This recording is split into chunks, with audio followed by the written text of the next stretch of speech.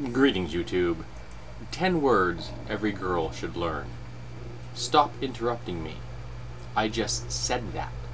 No explanation needed.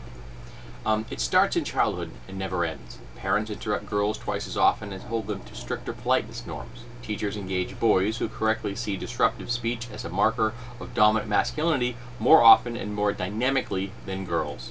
As adults, women's speech is granted less authority and credibility. We aren't thought of as able critics or as funny. Men speak more often, and longer than women in mixed groups, classrooms, boardrooms, legislative bodies, expert media commentary, and, for obvious reasons, religious institutions.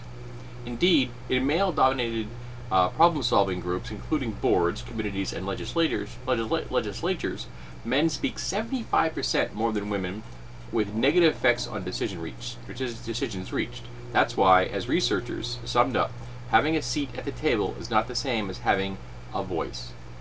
Now, we see this in the West constantly, and it's in news cycles on a regular basis, but it's an endemic problem the world over, where often it isn't in news cycles. Often it is downplayed to the point where it's not even seen as a problem. Because social conservatives, people driving this force, the patriarchal structures that exist in the world today, the most obvious being religious institutions, want women to be quiet, to be subservient, to be well behaved.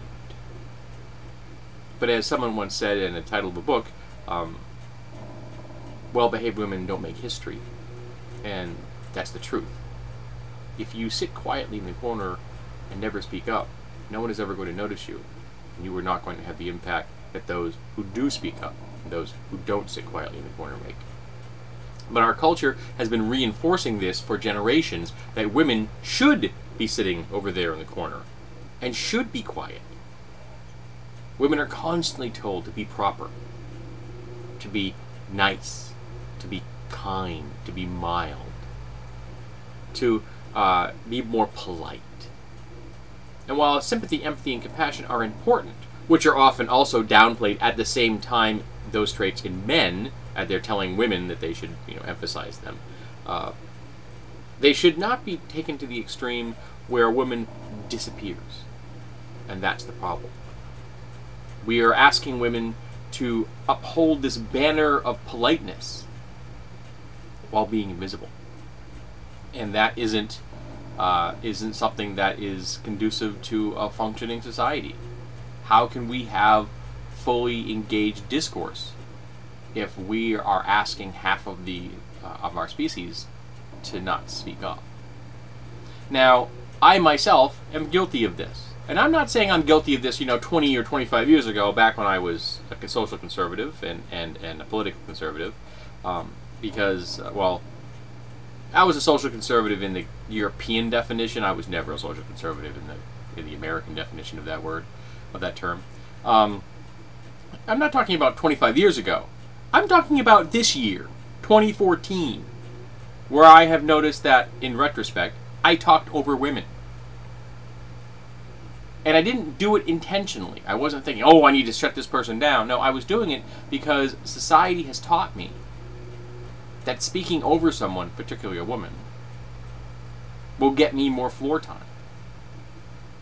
And take my word for it. My words are not important enough to be speaking over anyone. Nor are your words more important. We need to listen to everybody.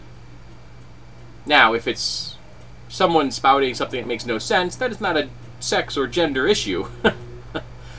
That's the topic at hand. But everybody can contribute to a dynamic conversation intelligently. And we have to open up our ears and sometimes zip our lips and just listen to them. That simple act, remaining quiet and listening to their words, letting them know that we are respecting them, that we are granting them the grace of dignity, that we are saying with our silence, your words have value, and I am taking them in. And that's important. And we don't do that well. And we should. And we need to teach our girls this. We need to teach our women this. We need to teach our boys this. We need to teach our men this. We need to teach everybody that everyone has to listen and everybody has a fair share at speaking. I don't necessarily want to take it to the point where we're passing the talking stick. I always thought that was kind of absurd. But we still need to be able to have open discourse. And we can't have that if our ears are closed and our mouths are open all the time. Particularly, fortunately, amongst the males of us. Some of us aren't listening. Some of us really need to. And it's kind of a pity that we have to say this. But since even I don't always get the message, and I make a point to be observant about my behavior all the time, it isn't hard for people who aren't being observant about their behavior to let this slide and to think nothing of it. And to silence the women in their lives, the women in their workplaces, the women in their churches. And that isn't fair, and that isn't just.